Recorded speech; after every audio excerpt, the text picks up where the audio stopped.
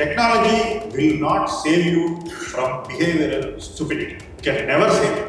In fact, I don't rely on any technology for decision making. Very, very useful.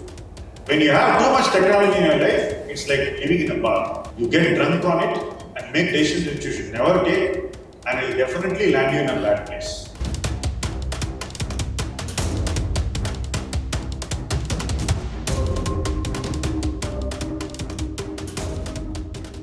இப்போ P ratio valuation பத்தி பார்ப்போம். So இதுல blue line நிஃப்டியினுடைய valuation 17 இருந்து 25, 26 அதான் range நிஃப்டிக்கு ரஃப்லி. 17 லோ எண்டு, 26 ஹை எண்டு. கொஞ்ச நேரம் மெஷர் பண்ண முடியாத வரும். That is the blue line. இப்போ மிட் கேப் பாருங்க, அந்த நடுவில் இருந்து கோவிட் ஃபேஸ்ல பண்ண முடியல. அதுக்கப்புறம் பாருங்க எப்படி மேல போயிருக்கு பாருங்க. அந்த 21ல இருந்து 24 ரிட்டர்ன்ஸ் நீங்க பாத்தீங்கன்னா 105% very high percentage return. It's a P expansion. It's not earnings expansion. கிளியரா பாருங்க, சார்ட் உங்களுக்கு புரியும். ஸ்மால் கேப் மாடரேட் பண்ண ஆரம்பிச்சாச்சு ஆல்ரெடி. ஏன்னா ஸ்மால் கேப்ல தான் நீங்க பாத்தீங்கன்னா திடீர்னு ப்ரமோட்டரே விற்கிறாங்க. அப்புறம் பெரிய இன்ஸ்டிடியூஷன் இன்வெஸ்டர் வித்துட்டு போயிடுறாங்க. வெஞ்சர் கேபிட்டலிஸ்ட் வித்துட்டு போயிடுறாங்க. இதுதான் நடந்துட்டு இருக்கு ஸ்மால் கேப்ல. சோ வேல்யூவேஷன் குறைய ஆரம்பிச்சிச்சுங்க. எல்லா சார்ட்டும் பாருங்க, அந்த எண்டுக்கு போய் பாருங்க. You can see it in the end. இங்க பாருங்க, இந்த ப்ளூ சார்ட் நீங்க பார்க்கும்போது இது நிஃப்டியினுடைய ப்ளூ. ஓகே, இது மிட் கேப் ஓட எப்படி serious fall. It's already started falling. This is the current situation. I'm sorry, this is the bottom. No, it has to go down. It's not going there. Yeah, இது ரெண்டாவது face. So 21ல இருந்து பாருங்க திரும்பி. அப்போ பாத்தீங்கன்னா இதே தான் நிஃப்டியினுடைய P ரேஷியோ எப்படி வருது பாருங்க, ப்ளூ லைன். அதுக்கு அடுத்து மிட் கேப் வருது. மிட் கேப் 21ல ஃபால் ஆனது இப்போ பாருங்க மறுபடியும் திரும்பி vertical rise. And small cap generally was trending down இது வரைக்கும். So you had a logical de-rating. அந்த பூம் கோவிட் முடிஞ்சு புல் மார்க்கெட் வந்த பிறகு there was a logical de-rating up to this point, February of 1st February budget day வரைக்கும் 23 மறுபடியும் there is liquidity driven re-rating in the last 2 years. So மக்கள் என்ன பண்றாங்க, காசு எங்க போடுவோம்ன்றது. இப்போ நீங்க அந்த SIP பூமோட நீங்க இதை கனெக்ட் பண்ணி பாருங்க, கிளியரா தெரியும் உங்களுக்கு. Purely behavioural. இந்த புல் மார்க்கெட் பியூர்லி பிஹேவியரல் தான் நான் சொல்றேன். ஸோ லாஜிக்கல் டீரேட்டிங் நடந்தது. அதுக்கப்புறம் லிக்விடிட்டினால அகைன் ரீரேட்டட். பட் இது சஸ்டைனபிள் கிடையாதுங்கிறது என்னோட view. Okay, I am of the view, I am saying it upfront. So இது ஏப்ரல் 24 மூணாவது ஃபேஸ். ஸோ நீங்க P ரேஷியோ நீங்க பாத்தீங்கன்னா இந்த 3 சார்ட் பாத்தீங்கன்னா உங்களுக்கு புரியும் நம்ம ஒழுங்கா பிஹேவ் பண்றோமா இல்லையா. ஏன் லார்ஜ் கேப்ல ரிட்டர்ன் ஓரளவு ஸ்டேபிளா இருக்குன்னா FII வித்து கூட valuation never went to a zone where you have to be scared. இன்னைக்கு கம்பெனி ஸ்லோ growth இருந்தா கூட வேல்யூவேஷன் ஸ்கேரியா இருக்கு. இன்ஃபேக்ட் நீங்க போய் ஸ்கிரீனர்ல போயிட்டு ஒரு 4 ஓவர் வேல்யூட் கம்பெனிஸ் நான் பேர் சொல்றேன். ட்ரெடிஷனல் இந்த புல் ரன்ல ஓவர் ஆன கம்பெனிஸ், ஏஷியன் பெயிண்ட்ஸ், லீவர், அந்த மாதிரி கம்பெனிஸ் எடுத்து பாருங்க. You can take even maybe consumer facing நான் சொல்றேன். You can take Marico, you can take Titan, எல்லாத்தையும் எடுத்து பாருங்க. See the P ratio chart. P ratio is actually going down continuously. Lever is back to 50. Right? அங்கெல்லாம் P குறைஞ்சிட்டு வருது. So large கேப்ல இது நடக்குது. ஆனா அந்த லாங் டர்ம் அது இருக்க வேண்டிய P ரேஞ்சுக்கு மற்ற கேட்டகரியில வரவே இல்லை. மிட் கேப்லயே வந்து ஸ்மால் கேப்லயே வருது. ஸோ என்ன பொறுத்த வரைக்கும் நம்ம பணத்தை டிப்ளாய் பண்ண விதத்துல தான் சிக்கல் இருக்கு. ஸோ இப்போ நம்ம ஸ்மால் கேப் கேட்டகரி வரும். ஸ்மால் கேப்ல NAV நான் சொன்னேன் இல்லையா, 100 ரூபாயில இருந்து குறையுன்றது 40 ரூபாய் வரைக்கும் இருக்கலாம், 20 ரூபாய் வரைக்கும் இருக்கலாம். இதுதான் நடந்தது. ஜனவரியில இவங்க இந்த சேஞ்சை கொண்டு வராங்க. கேட்டகரைசேஷன் சேஞ்ச் கொண்டு வந்த நாள் இந்த நாள். இங்க எப்படி கீழே வந்தது பாருங்க. அப்போ கோவிட் கண்டினியூஸா வந்துட்டே இருந்தது கீழே. ஸ்மால் கேப்ல ஏன் லாஸ்ட் 5 இயர் ரிட்டர்ன் நல்லா இருக்குன்னு பாத்தீங்கன்னா இங்கேருந்து நீங்க மெஷர் பண்ணீங்க, அதனால நல்லா இருக்கு. அவ்வளவுதான், வேற ஒன்றும் கிடையாது. ஸோ நீங்க ஒரு பாட்டம்ல இருந்து மெஷர் பண்ணி ஒரு கேட்டகரியில உங்க மொத்தப்படுத்தி கொடுத்துட்டு இருக்கீங்கிறது தான் இந்த பிரச்சனை. Okay, so you are taking the wrong time lines to measure and then you are making investment decision based on that time line. அதுதான் இங்க சிக்கல். So it brings us to the question that விழுந்தா நம்ம என்ன பண்ணணும்? ஏன்னா டிராடவுன்ற வார்த்தையை use பண்ணிருக்கேன். Lessons from the drawdown. டிராடவுன்னா என்ன? ஒரு விலையில இருந்து ஒரு பீக்ல இருந்து எவ்வளவு விழுதுங்கிறது தான் டிராடவுன். ஓகே, சோ பீக் பிரைஸ்ல இருந்து எவ்வளவு ஒரு ஷேர் விழுது. சோ இன்னைக்கு நீங்க நிறைய கம்பெனிஸ் உங்க ஃபேவரட் கம்பெனிஸ் எடுத்து பாருங்க.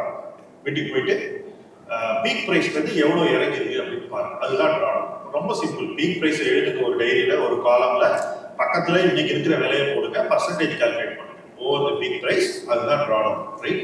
ஸோ இந்த டிராடவுன் எவ்வளவு இருக்குன்னு நீங்க பாத்தீங்கன்னா அது உங்களுக்கு ஒரு சென்ஸ் கொடுக்கும் எவ்வளவு ஒரு ஷார்ட் இருந்துருக்கு. அதுக்கப்புறம் வேல்யூவேஷனை பாருங்க. அப்போ உங்களுக்கு புரியும் வெதர் த டிராடவுன் கேன் இன்னும் நீடிக்குமா, இன்னும் கீழே போகுமான்றது உங்களுக்கு தெரியும். அது எப்படி கண்டுபிடிக்கிறதுனா அந்த கம்பெனியை ஸ்கிரீனர்ல போட்டுட்டு தயவுசெய்து அந்த கம்பெனியோட பி ரேஷியோ பாருங்க. கடந்த 10 ஆண்டுகள்லயோ 5 ஆண்டுகள்லயோ இந்த பி ரேஷியோ எப்படி நகர்ந்துருக்குன்னு பாருங்க. ஸோ லோயஸ்ட் பி ரேஷியோ வரைக்கும் அது போகிறதுக்கு வாய்ப்பு இருக்குன்னு நான் சொல்றேன். It's very good probability that will happen. Right?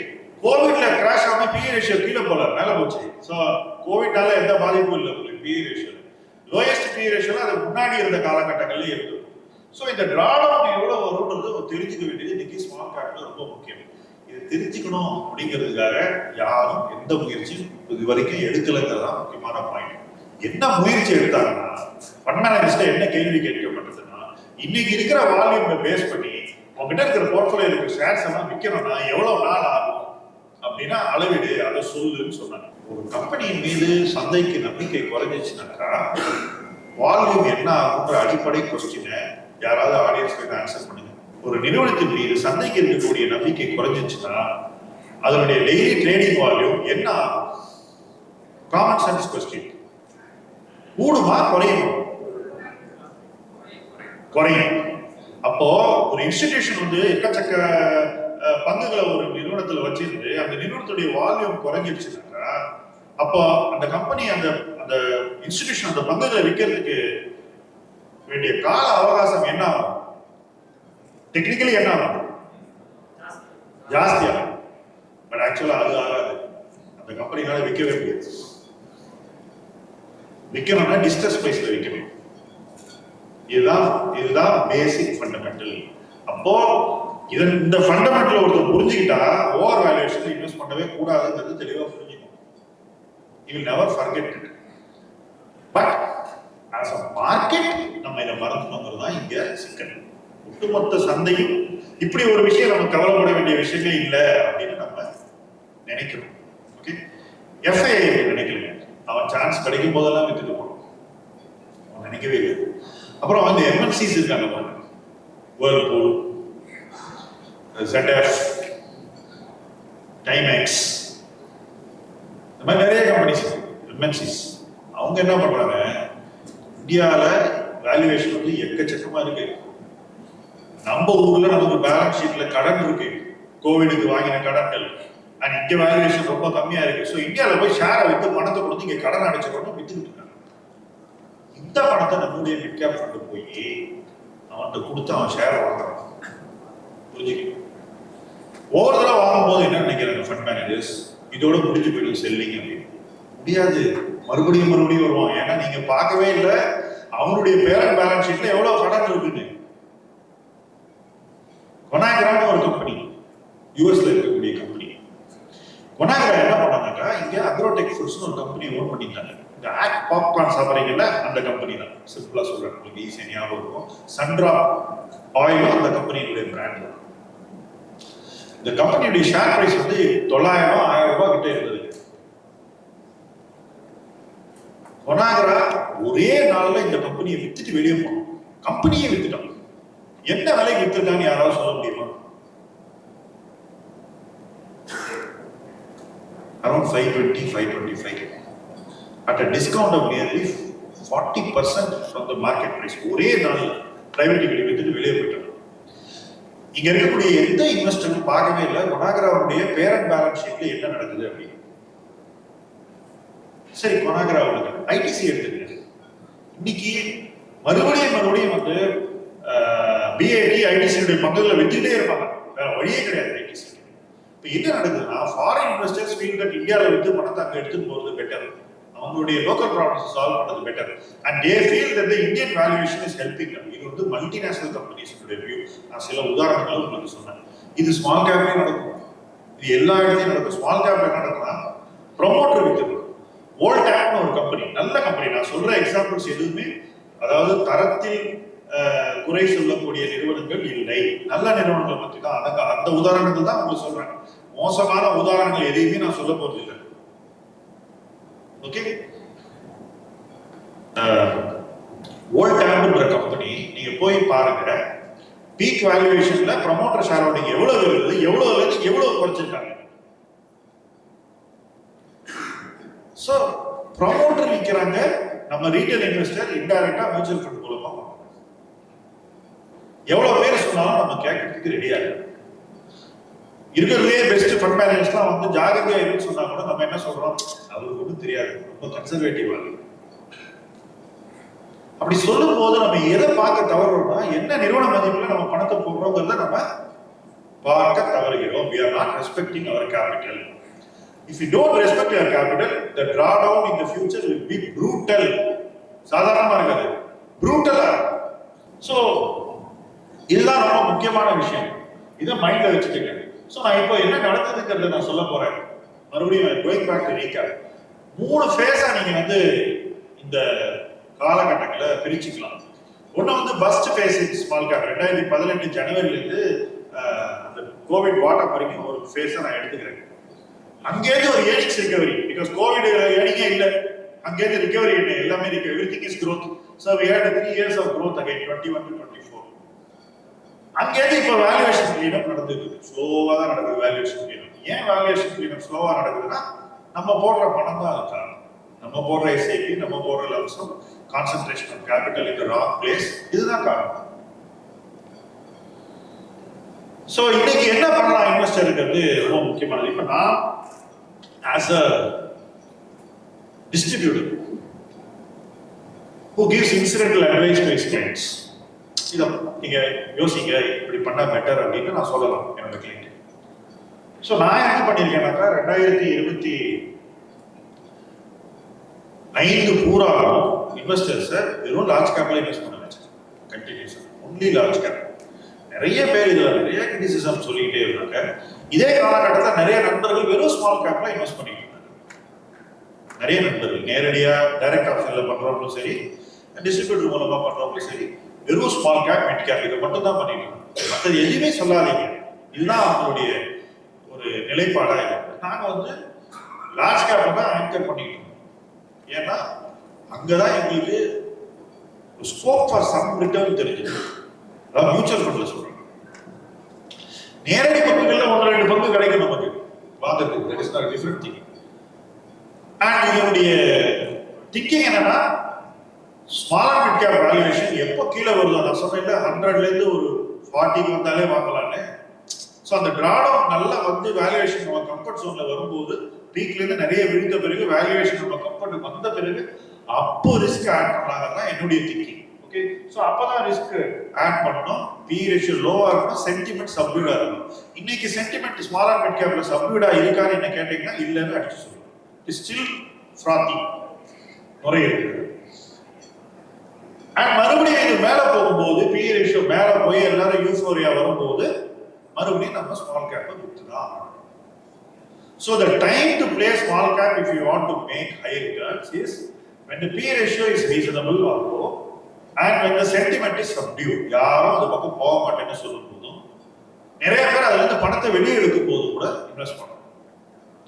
Fund manager இதில் நான் குறை சொல்ல மாட்டேன். ஏன்னா அவங்க போராடிட்டு இருக்காங்க. Literally it's not a easy job managing a fund in a space where you are getting capital. Investor is forcing you to invest literally. வேற வழி இல்லாம அவங்க அந்த வேலையை பண்ற மாதிரி தான் எனக்கு தெரியும். ஸோ பி ரேஷியோ கீழே வரும்போது வாங்க வேண்டிய ஒரு ஸ்பேஸ் தான் small cap, mid cap. Sentiment சப்டியூடா இருக்கும்போது வாங்கணும். என்ன பொறுத்த வரைக்கும் கிளாசிபிகேஷன் முன்னாடியே இது விழுந்துருச்சுன்னா அப்ப கிளாசிபிகேஷன் அப்புறம் மேலும் விழும். ஸோ அப்பதான் அதிகமா வாங்கணும். ஓப்பனா சொல்றேன். கிளாசிபிகேஷன் முன்னாடி விழலன்னா கிளாசிபிகேஷன் அப்புறம் நீங்க ஆக்சிலரேட் பண்ணணும். கிராஜுவலா வேகத்தை வந்து கிராஜுவலா. இந்த ப்ரொஃபசர் கார்த்திகேயன் பேசும்போது ஆர்ட் சயின்ஸ்ங்கிற வார்த்தையை ரொம்ப அழகாக யூஸ் பண்ணார் ஆக்சுவலாக. அவர் சொல்ற விதத்தை வந்து உள்வாங்கிறதுக்கே கொஞ்சம் we have to have the presence of mind to take what he is telling it. Small and mid cap investing is pure art. It's not science. Because sometimes நீங்க வந்து நடக்காத விஷயங்களை நடக்குமான்னு கேள்வி கேட்டு புரிஞ்சுக்கிட்டு முன்னாடியே அதை உள்வாங்கிக்கிட்டு நீங்க இன்வெஸ்ட் பண்ணணும். You have to have anticipation in many things. So அப்படி பண்ணோம்னா you need tremendous temperament and patience. அப்பதான் இதை வந்து ஒழுங்கா பண்ண முடியும். இதற்கான ஒரு காலகட்டம் வரப்போகிறது நான் உறுதியா நம்புறேன். Next 2 to 3 yearsல we are going to have a golden period to invest in small and mid caps. But I don't think those who have invested in the last 2 years are going to last till then. I doubt it. Because the way the market behaves in between will really scare them. So only a new set of people will probably be the beneficiaries. Many of the people who have come on their own will go because they will see. If they see another 10% down, I don't think people will stick to it. So you must always pick quality. Adile வந்து small cap and mid cap you have to be very careful. Pick quality. Earnings வந்து durable இருக்கணும். ஒரு குவார்ட்டர்ல நல்லா பண்ணிட்டு அடுத்த குவார்ட்டர்ல உல்டா ஆயிடக்கூடாது. And balance sheet improve ஆகிட்டே இருக்கும், ஸ்ட்ரெங்தன் ஆகிட்டே இருக்கும். நிறைய பேர் சில செக்டோரல் பெட்ஸ் எடுத்திருக்காங்க ஸ்மால் கேப்ல. அது பிஎம்எஸ்ல நிறைய நடந்திருக்கு நான் சொல்லுவேன். எப்படின்னாக்கா ஒரு குறிப்பிட்ட செக்டர் ஒன்லி கெமிக்கல் பார்த்தீங்கன்னா போர்ட்ஃபோலியோ ஃபுல்லாக கெமிக்கல் ஏரியா 25-30% கெமிக்கல். ஸோ இதில் என்ன ப்ராப்ளம்னா இப்போ கெமிக்கல் மட்டும் வாங்கும்போது கெமிக்கல்ஸ்ல வந்து ஏர்னிங் டியூரபிலிட்டி இல்லை. ஏன்னா என்ன நடந்ததுன்னா ஒரு பூமுக்கு அப்புறம் எல்லாரும் இன்வெஸ்ட் பண்ணி பேலன்ஸ் ஷீட்டை பெருசாக்கிட்டாங்க. பேலன்ஸ் ஷீட்டை பெருசாக்கிட்டீங்கன்னா கடன் வாங்கினாலோ அல்லது ஈக்விட்டியை வாங்கினாலோ அதுக்கு உண்டான சேல்ஸ் குரோத் இருந்தாதான் அந்த வளர்ந்த பேலன்ஸ் ஷீட்டை நியாயப்படுத்த முடியும். நீங்க முதலீடு செஞ்சு சொத்துக்களை உருவாக்கும் போது அந்த சொத்துக்கள் ஒழுங்காக பயன்பாட்டுக்கு வந்து அதிக பயன்பாடு வரும்போது வளர்ச்சி சேல்ஸ்ல வந்து அந்த சேல்ஸ்ல இருந்து லாபம் வந்தாதான் இதை நியாயப்படுத்த முடியும். அதற்கான ஒரு காலகட்டம் இதுவரைக்கும் அவங்களுக்கு இன்வெஸ்ட்மெண்ட் அப்புறம் வரலங்கிறது தான் முக்கியம். இது எப்ப வரும் அப்படின்னு பாத்தீங்கன்னா நம்ம நினைக்கிற மாதிரி அடுத்த வருஷம் அதுக்கு அடுத்த வருஷம் அப்படி சொல்ல முடியாது. சில நேரங்கள்ல 4 ஆண்டுகள் 5 ஆண்டுகள் ஆகும் அந்த சொத்து உருவாக்கத்தை நியாயப்படுத்துற அளவு வளர்ச்சி வருது. அப்போ அந்த இடத்துல பயங்கர குவாலிட்டியா இருந்த கெமிக்கல் கம்பெனி இன்வெஸ்ட்மெண்ட் பண்ண பிறகு குவாலிட்டியில குறைச்ச மாதிரி சந்தையால் பார்க்கப்படும். ஏன்னா நீங்க வாங்கும் போது அது வந்து clean balance sheet, high ROE, நிறைய லாபம் சம்பாதிக்கிறாங்க. அதெல்லாம் போய் ஒரு கேள்விக்குறியான ஒரு காலகட்டம் வரும்போது மார்க்கெட் ஸ்லோவா தம்மோட ஒப்பீனியனை மாத்திக்கும். இதுல முதல்ல விற்கிறவன் மட்டும்தான் புத்திசாலி. விற்காம வச்சிருக்கிறவன்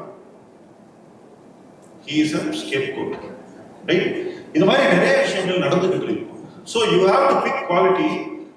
இப்பவே ஏர்னிங்ஸ் நல்லா இருக்கு, இன்வெஸ்ட்மெண்ட்லாம் முடிஞ்சு ஏர்னிங்ஸ் உங்களுக்கு தெரிய ஆரம்பிச்சிருச்சு, இபிஎஸ் வளர்ச்சி இருக்கு, சேல்ஸ் growth இருக்கு, பேலன்ஸ் ஷீட் ஸ்ட்ரெங்தன் ஆகிட்டே இருக்கு, கடன் இருந்தா கடன் குறைஞ்சிக்கிட்டு இருக்கு அல்லது முடிஞ்சு போச்சு, கடன் எல்லாம் கட்டி முடிச்சிட்டாங்க, அண்ட் பணத்தை திருப்பி இன்வெஸ்டருக்கு பே பண்ணக்கூடிய ஒரு இடத்துல இருக்காங்க. இதெல்லாம் இருந்தாங்க ஏன்னு நான் சொல்றேன். இந்த பட்ஜெட்ல வந்து ஒரு முக்கியமான மாற்றம், இந்த பட்ஜெட்ல இருக்கக்கூடிய கேபிட்டல் மார்க்கெட் லிங்க் அனௌன்ஸ்மெண்ட்ஸ்ல பரவாத்தா இருந்துச்சு. பட் இந்த அனௌன்ஸ்மெண்ட் ரொம்ப முக்கியமானதுன்னு நான் நினைக்கிறேன். அது என்னன்னா நிறுவனங்கள் ப்ரமோட்டர் இல்லாத பங்குதாரர்கள்கிட்ட இருந்து பைபேக் பண்ணலாம். அப்படி அந்த பங்குகளை விற்கக்கூடிய பங்குதாரர்களுக்கு லாங் டேர்ம் கேபிட்டல் கெயினோ ஷார்ட் டேர்ம் கேபிட்டல் கெயினோ அப்ளை ஆகுன்ற அந்த ஒரு அறிவிப்பு. அந்த ஒரு அறிவிப்பு நல்ல நிறுவனங்களை தங்களுடைய மதிப்பை பாதுகாத்துக் கொள்ள சப்போர்ட் பண்ணும். ரொம்ப சப்போர்ட்டிவா இருக்கும். It's very good announcement. Because market கீழே வந்துச்சுன்னா உடனே போர்டு மீட்டிங் போட்டு நான் பைபேக் பண்றேன்னு அந்த கம்பெனி போர்டு டிசைட் பண்ணி கையில இருக்கிற பணத்தை கொடுத்து வேல்யூவேஷன் கம்மியா இருந்துச்சுன்னா அந்த இடத்துல சப்போர்ட் பண்ண முடியும். அப்படி சப்போர்ட் பண்ணும்போது அந்த கம்பெனியோட ஈக்விட்டி குறையும், இபிஎஸ் கூடும், அப்ப பி ரேஷியோ குறையும். ஸோ அந்த வேல்யூவேஷன் ஓரளவு ஸ்டெபிலைஸ் ஆகும். இதெல்லாம் நடக்க போகுது, நிச்சயமா நடக்க போகுது. ஸோ லாஸ்ட் இயர் நம்ம ரொம்ப மெத்தனமா இருக்கணும் அப்படிங்கிறது தான் இதுல முக்கியமான point. As a complete ecosystem பயங்கர காம்ப்ளெக்ஸா இருக்கணும்னு நான் நினைக்கிறேன். நிறைய பேர் என்கிட்ட கேட்பாங்க, யார் விற்பாங்க? அந்த கேள்வியில தான் நம்ம எவ்வளவு மெத்தனமா இருக்கோம் அப்படிங்கறது அடக்கம். ஸ்மால் கேப் யார் விற்பாங்க? இந்த கேள்வி ஏன் கேட்கறாங்க தெரியுமா? எஸ்ஐபி வந்துகிட்டே இருக்கும், லம்சம் க்ளோஸ் வந்துகிட்டே இருக்கும் உள்ள. பணம் வர்றதுங்கிறதுனால யார் விற்பாங்கன்னு கேட்டுட்டு பொறுப்பா முடிவெடுக்க வேண்டிய தனி முதலீட்டாளர்கள் individual investors became more complacent than the fund managers. So யாருமே விற்கல. Everybody is looking at other person. யார் முதல்ல விற்கிறது? ஏன்னா எல்லாரும் நினைக்கிறேன் இந்த ஃப்ளோஸ் வரதுனால வேல்யூவேஷன் கீழே போகாது, மேலே போகாது. வேல்யூவேஷன் மேலே போகாததுதான் ஃபர்ஸ்ட் சிக்னல். அதுக்கப்புறம் கீழே போகும். வேல்யூவேஷன் மேலே போகல, இவ்வளவு பணத்தை போட்டுனாலே அது வார்னிங் பெல். அந்த வார்னிங் பெல்ல கம்ப்ளீட்டா இக்னோர் பண்ணியாச்சு ஒரு வருஷம். இப்போ 2வது வருஷம் ஆரம்பிச்சாச்சு. இப்போ பார்க்கலாம் யார் விற்பாங்க. விற்கிறவங்க வித்துட்டே தான் இருக்கும், ஒரு கம்பெனியா வச்சுட்டு போகலாம்.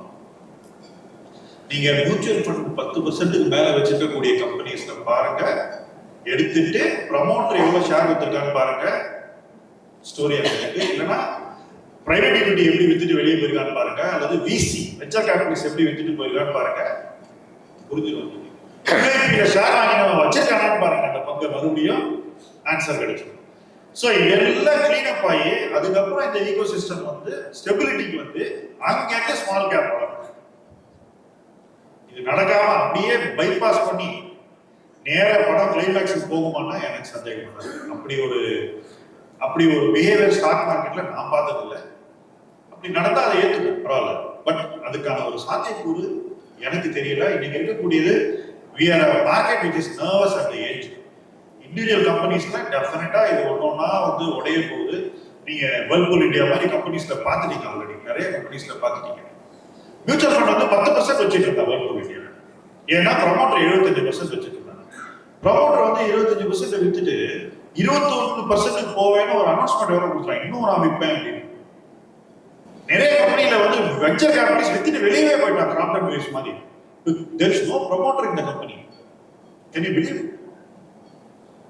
இந்த கம்பெனிஸ் எல்லாம் நம்ம ஓவர் வேல்யூ பண்ண கம்பெனிஸ். நீங்க ஓவர் வேல்யூ பண்ண கம்பெனிஸ்ல என்ன நடக்குதுன்னு பாத்தீங்கன்னா you will be shocked. என்ன பொறுத்தவரைக்கும் முழுக்க நான் இன்வெஸ்டர் தான் பொறுப்பெடுத்துக்கணும்னு சொல்றேன். நம்ம பணம் கொடுக்கறது தான் மிஸ்டேக். நான் எங்க பணம் கொடுக்குறேன் நான் கேர்ஃபுல்லா இருக்கணும். நான் இஷ்டத்துக்கு கண்ட இடத்துல பணம் கொடுத்தேன். நான் கொடுத்த பணத்தை அவன் டிப்ளாய் பண்ணிக்கான நான் என்ன பண்ணுவாரு? திருப்பி அவரால் என்கிட்ட கொடுக்க முடியாது. இல்லை, நான் பரத் பணம் கொடுத்தா Bharat has to deploy, that is his duty. So அது அவங்க மேல எவ்வளவு ப்ரெஷர் போடுதுங்கிறத நம்ம தான் புரிஞ்சுக்கணும். நம்ம தான் அந்த ப்ரெஷரை கொடுக்கக்கூடாது. எங்க கரெக்டா நடக்கும் அந்த இடத்துல பணத்தை கொடுக்கணும். இது ஏன் இப்படி நடக்குதுன்னாக்கா லாஸ்ட் ஒரு 3-4 இயர்ஸா புதுசா வந்த இன்வெஸ்டர்ஸ் எல்லாமே they are looking only at the 0.5% cost they will save between having an advisor and doing it on their own. And the way they are doing it on their own is unscientific. It is actually bordering on the absurd. And இன்னைக்கு இருக்கக்கூடிய influencer ecosystem social media ஃபுல்லா அந்த 1/2% மேல அவங்களை focus பண்ண வச்சிருக்கு. Very good. What about the other 99.5%? So missing the Woods for the trees ஆங்கிலத்தில் சொல்லுவாங்க. ஓகே, எது பார்க்கணுமோ அதை பார்க்க தவறிட்டு எதையோ ஒன்று பிடிச்சிட்டு இருந்தது 1/2% சேவ் பண்ணி அவன் இன்னைக்கே 10% 15%. நீ எங்க போய் முடிய போகுதுன்னு எனக்கு தெரியாது. Technology will not save you from behavioral stupidity. It can never save you. In fact, I don't rely on any technology for decision making. Very, very useful. When you have too much technology in your life, it's like living in a bar. You get drunk on it and make decisions which you should never take, and it will definitely land you in a bad place. What has happened in India is actually technological excess leading to behavioral madness. That is what has happened in the last 2 years. The next 2 years is going to be a test of what happens to this behavioral madness and how it's going to settle. I hope that this happens quickly, because if the reset happens quickly, then we'll move on to a better phase. Then it's disaster.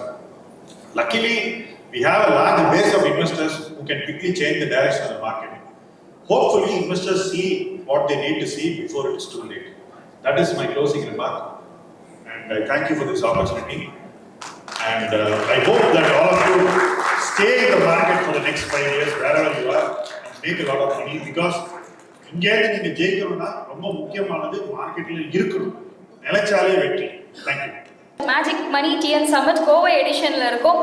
Title sponsors Zebu, powered by MF Utilities, Platinum sponsors ICICI Prudential Mutual Fund, Naturals, Gold sponsor Sundaram Mutual Fund, Sincere Syndication, Tarini Insurance, Print Media Partners, Business Standard, Nanel Vigadan, Dinamalar Labam, Silver sponsor Go Stocks, Gifting Partner 3D Selfie, Copper and Sage, Radio partners Suryan FM, ticketing partners Ticket 9, Ticket Nadu, supporting partners GTB, RON, Republic of Nature, Manna Mess, Prahala Wealth, Kannan TRE.